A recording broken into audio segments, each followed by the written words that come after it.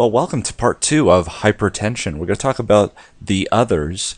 In the last lecture, in part 1, we talked about the ABCDs, which was the ACE inhibitor ARB for A, the beta blockers for B, the calcium channel blockers for C, and the diuretics for D. And I wanted to get into the other medications that we use for hypertension, maybe not first off the bat, but further on down. Let's talk about them one by one.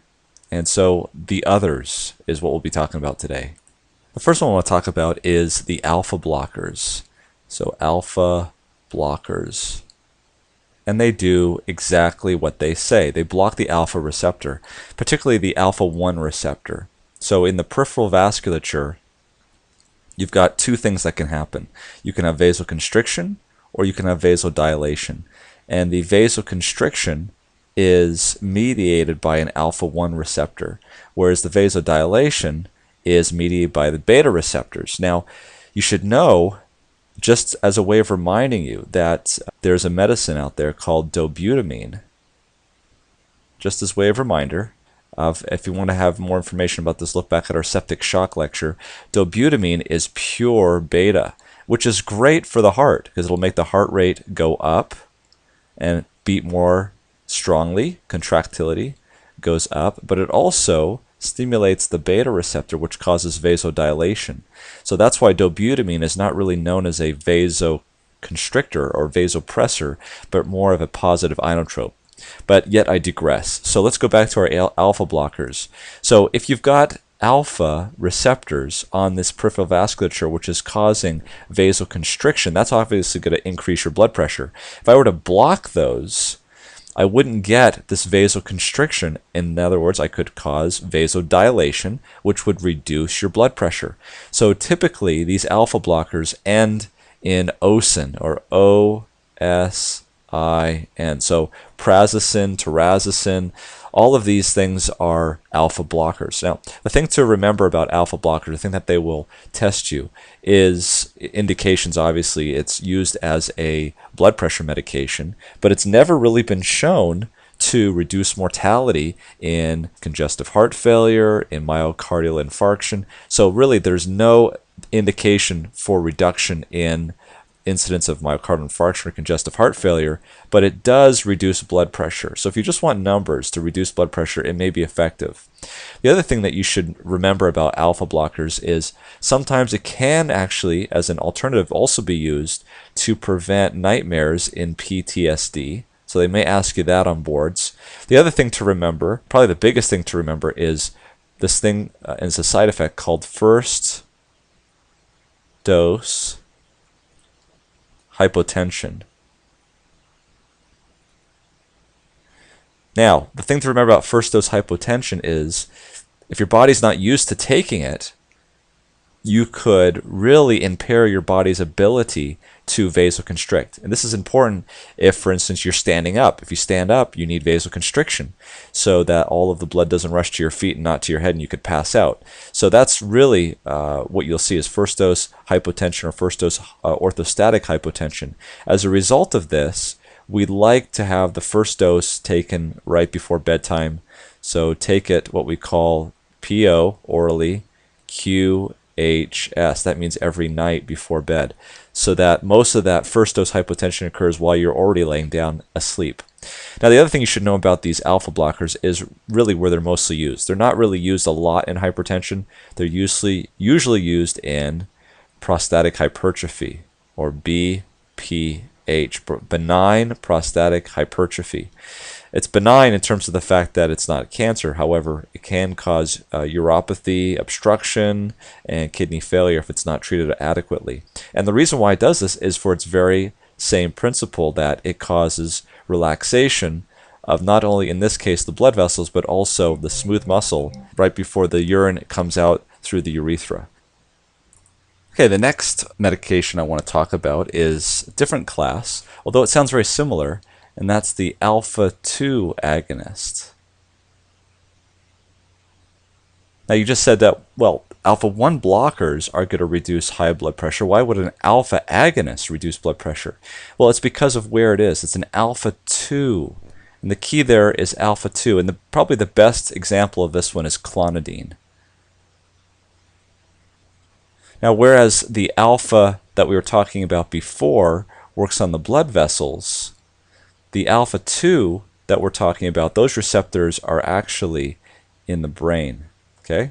There's a little bit better picture of a brain. Okay? And so in the central brainstem, there are alpha 2 receptors that are actually feedback mechanisms. And if you can stimulate those, it'll actually ramp down the sympathetic tone. So if you want to know the more pathophysiological explanation, basically clonidine stimulates these alpha 2 receptors in the brain, which reduces cardiac output and peripheral vascular resistance, lowering blood pressure. So it specifically binds to these presynaptic alpha 2 receptors. And so when you've got this synapse basically down here, okay, and there's little alpha 2 receptors here, when you stimulate those, it actually reduces the calcium in the presynaptic cleft, and it inhibits the release of norepinephrine, which causes low blood pressure. Okay, so that's the mechanism. So what do you need to know about these things? Well, clonidine is a medication because of its central action. It also, in addition to lowering blood pressure, it also can be helpful in opioid withdrawal.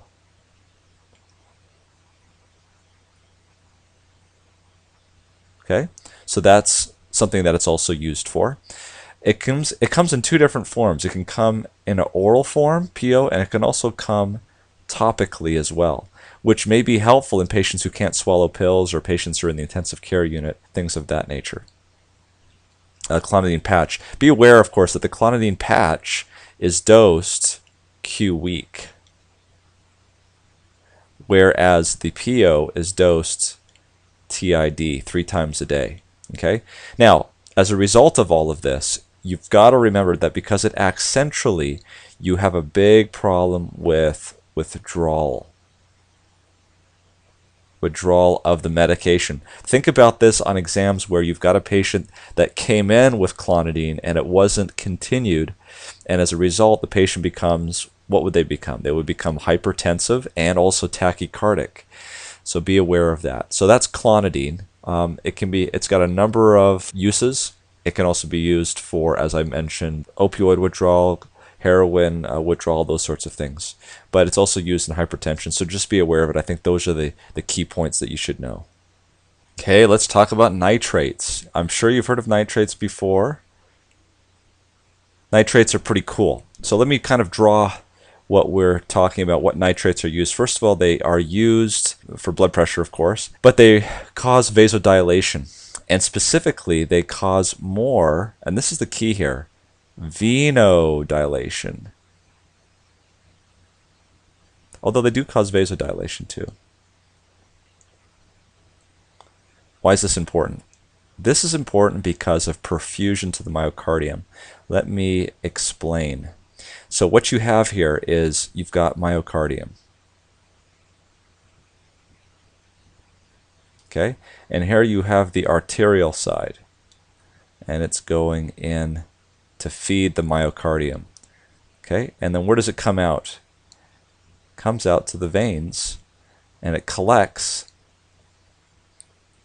into the coronary sinus, and it dumps into the right atrium.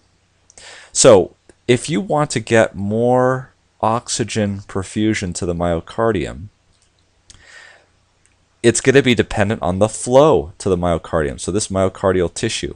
And that's going to be the difference in pressure between the arterial supply and the right atrium.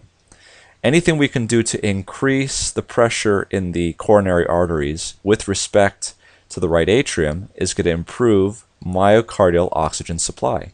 So when you give nitrates, because it's a venodilator, because remember the veins also dump in to the right atrium. So if we reduce the pressure in the veins, it's going to reduce the pressure in the right atrium, and as a result of that, it's going to increase the difference in the pressure, and that's going to give more flow to the myocardium. This is the major reason why nitrates are used in ischemia, in cardiac ischemia. So yes, nitrates are great at what we call preload reduction. And as a result of that, they can increase myocardial oxygen perfusion. The other thing they do is they reduce afterload. That's very important as well, especially in patients with congestive heart failure. Let me explain. You've got the thoracic cage. In that thoracic cage sits your heart. Then you've got the aorta coming out and going down into your body. If you've got very, very high afterload, the heart has to pump against that afterload. And as a result of that, there's a big back pressure. And so let me demonstrate that using a graph. Here is the afterload. Here is where the heart sits in terms of pressure in the chest. And here is where the aorta is. And the heart has to take blood at that level and pump it up to this level before it'll eject through the aorta. This difference is known as afterload. Okay? If we give somebody a nitrate, yes, it does reduce preload, but it also reduces afterload. And so instead of the pressure in the aorta being up here, it's now moved down to here. That reduces afterload, and now there's less pressure that the heart has to pump against. And therefore, this can help in someone with congestive heart failure who has pulmonary edema. So we see nitrates used in myocardial infarction, congestive heart failure, ischemia, and it also reduces blood pressure. The other thing I should tell you is that in patients who cannot tolerate beta blockers, we've already said that they are key in patients with congestive heart failure. An alternative to beta blockers is nitrates plus hydralazine. And we'll talk about hydralazine next, but if you can use these two together if you cannot use beta blockers in congestive heart failure. All right, so those are nitrates. Typically, the thing you should know about nitrates is that it's absolutely contraindicated in patients with right ventricular heart attack or right ventricular myocardial infarction, or RV failure they call it. So don't do it in RV failure. The other thing you should know is every day there should be a nitrate-free interval. That means if you continuously use nitrates, the patient becomes used to it, and you need to have a moment during the day where the patient is not on nitrates. So usually we'll do it for the greater part of a day and then take it off, take the patch off, or have a nitrate-free interval. Okay, let's talk about hydralazine. Hydralazine is simply a vasodilator. And that's obviously going to cause the blood pressure to go down. So it reduces blood pressure by causing vasodilation more than it does venodilation. The problem, I guess, that you should know about hydralazine is it needs to be given 4 times a day, QID. It can be given IV or PO, and it can be given in combination with nitrates, as we mentioned, in congestive heart failure patients, especially in African Americans. Seems to do pretty good. The one thing that you should know is that if you give it for too long, you can get a lupus-like condition.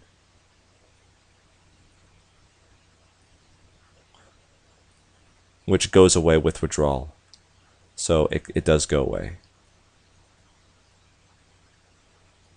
They may test you for that on boards if you've got a patient who's got hydralazine. So the thing about hydralazine is that it vasodilates. So you can expect if it's going to cause vasodilation, what's the body going to do as a result of that? It's going to see that there's more volume. So you might notice that your heart rate will go up, and you also may notice that you retain fluid. So some things that you may need to add to the patient who you're starting them on hydralazine is something that'll slow heart rate down, like a beta blocker. And if they're retaining fluid, you may need to add something like a diuretic. Okay, so just be aware of that. Okay, so let's talk about minoxidil. Minoxidil is a vasodilator. It actually hits potassium channels, causing the hyperpolarization of the cell, making it less likely to vasoconstrict. What you see there in minoxidil is also hair growth. So it's used topically. So just be aware that if it's used as a blood pressure medication, that it can cause hair growth, especially if it's used topically. Obviously, it's indicated for male pattern baldness, but it's going to drop blood pressure. I find that it's very helpful in some of my end-stage renal disease patients. If we can't get the blood pressure under better control. However, I would not go to minoxidil without a nephrologist involved, and just be aware that minoxidil is kind of one of the last things that you would go for. I don't see it being tested that much. Just be aware of its other indication. So the last one I want to talk about, which is a nice medicine, is spironolactone. Now, spironolactone is a diuretic. And as such, we probably should have talked about it during the first lecture that we did. And if you haven't seen that lecture, I'd recommend that you look at it. The reason why I left it here is it kind of stands on its own a bit. As you recall, the nephron, you have the proximal convoluted tubule, you've got the loop of Henle, collecting tubule. Remember, in the distal convoluted tubule, you have a sodium-potassium pump, where you've got sodium being reabsorbed and potassium being dumped. And that would be stimulated by a hormone called aldosterone. If you don't remember that, look at the adrenal gland lecture that we've done. Remember, just go to MedCram videos and you can see all the lectures that we've done. But remember, aldosterone is a steroid hormone secreted from the zona glomerulosa of the adrenal cortex. Spironolactone is a very similar looking structure that blocks that and therefore inhibits this kind of action in the distal convoluted tubule. And it's a diuretic in that case. It's a potassium-sparing diuretic as well. So you're going to get not potassium necessarily going up, potentially, but not going down as much as the other diuretics would. Now, the thing you should remember about spironolactone is that it is indicated in CHF in patients with New York Heart Association Class 3 and 4 who have an ejection fraction of 35% or less. Okay, so they did a trial back in 1999 that was reported in the Rails trial. The trial was actually discontinued early due to the unexpected benefits. There was actually a 30% reduction in the risk of death and a 35% reduction in hospitalization for the patients that were receiving spironolactone. And so it's good to use this in a patient with congestive heart failure. And this kind of goes along with everything else in congestive heart failure. It seems as though everything that raises potassium is good. So beta blockers raise potassium are good. ACE inhibitors raise potassium are good. Spironolactone raises potassium. It's just kind of a nice way to remember everything. So, congestive heart failure. Now, what about the side effects? Obviously, hyperkalemia is something you've got to watch for. The other thing that they looked for, and you've got to be careful of, especially in these patients with congestive heart failure, is the creatinine. So, if these patients have a creatinine that's worse than 3, 3.5, things like that nature, you've got to be very careful with that. So, acute renal failure is something you've got to watch for. There's also something else that you've got to watch for, and that's gynecomastia. Okay, so if they've got gynecomastia, that could be a result of the spironolactone. Again, probably because it is a steroid hormone blocker, and so when you block those hormones, you allow the gynecomastia to occur. Well, now fortunately, there's a new medicine that's sort of a new version of spironolactone called eplerenone, eplerenone. This doesn't cause the gynecomastia, the sexual side effects, because it's a little bit cleaner. It's specifically, this eplerenone is specifically indicated for the reduction of cardiovascular death in patients with heart failure and congestive heart failure dysfunction within 3 to 14 days of an acute myocardial infarction. So post-MI with congestive heart failure. In the Ephesus trial, this lowered the risk of death and number needed to treat of 41 to save one life, which is pretty impressive. So that's something else to think about, and keep in the back of your head that if you're looking for spironolactone without the gynecomastia, think of eplerenone. It's a relatively new medication, but also indicated for congestive heart failure.